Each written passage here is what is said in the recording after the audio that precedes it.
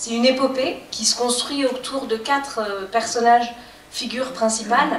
Ces 4 personnages, en fait, il y a un jeune homme qui s'appelle Willy, qui est un écrivain à succès, un homme qui s'appelle Dominique, qui est un homme engagé, qui fonde une association qu'on pourrait comparer à ACT UP. Il y a Jean-Michel Lebovitz, qui est un prof de fac, et au milieu de ces 3 hommes, il y a une femme, Elisabeth Levallois, qui est journaliste et qui raconte les liens, l'époque, et ce qui unit ou désunit ces personnages. Voilà, donc en fait, ça, c'est les 4 personnages principaux. Après, il y en a beaucoup d'autres, parce que c'est le roman d'une époque, c'est vraiment une épopée, il y a 10 acteurs sur le plateau. Moi, c'est un texte que j'ai eu très fort envie d'adapter au théâtre.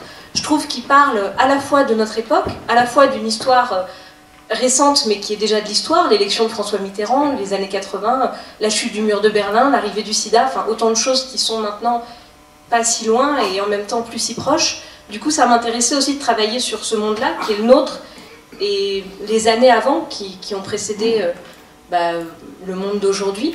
Et puis aussi, je trouve que c'est un livre qui parle beaucoup de la fidélité et de la trahison, de comment rester fidèle à qui on est, comment trahir parfois pour être fidèle à soi-même, comment ça se passe ces liens-là, que ce soit amoureux, que ce soit amical, que ce soit professionnel, politique.